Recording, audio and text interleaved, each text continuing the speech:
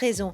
La première, c'est que le confinement a révélé toutes ces premières lignes, selon l'expression du président de la République. Ce sont les caissières, les infirmiers, les éboueurs, tous ceux qui ont été là, en fait, pour assurer la vie quotidienne des Français. Et on sait que ces premières lignes sont mal rémunérées et qu'il y a un problème entre la productivité, qui est difficilement mesurable, par exemple, pour une infirmière, et le niveau de salaire.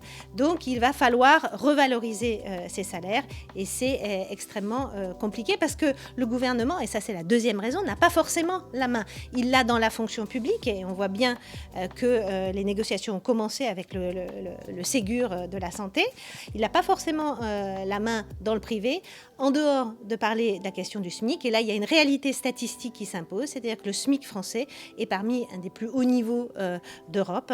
Et évidemment, quand on augmente le SMIC, même si les charges sociales sont quasiment nulles à ce niveau-là de rémunération, ben, ça pose un problème de compétitivité.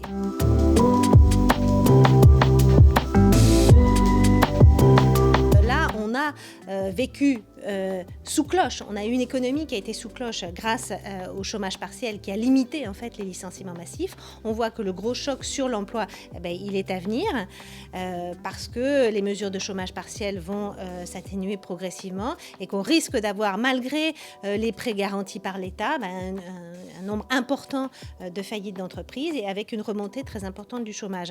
Donc ce qui se passe dans des entreprises, c'est le cas d'EasyJet et ça risque de se multiplier, c'est des accords, ce qu'on appelle de performance, des accords de compétitivité, c'est-à-dire des accords entre la direction et les syndicats sur maintien de l'emploi et baisse de salaire ou baisse de bonus, baisse de primes, voire augmentation du temps de travail. Donc ces accords vont se multiplier. Et évidemment, dans ce contexte-là, alors que la situation financière des entreprises n'est pas bonne du tout, ce n'est pas un très bon contexte pour parler d'augmentation de salaire.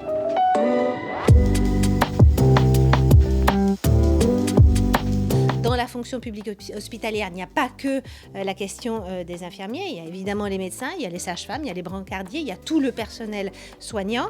Va revenir sur le haut de la pile aussi la question de l'éducation nationale et des enseignants, où là aussi les écarts internationaux entre ce qui est les écarts de salaire entre ce qui se passe à l'étranger, en moyenne en Europe et en France sont considérables. Et à juste titre, il faut reposer la question du salaire des enseignants et des professeurs des écoles.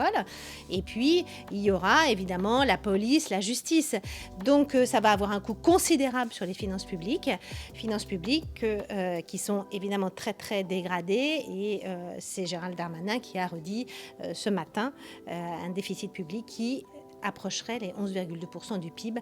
C'est du jamais vu.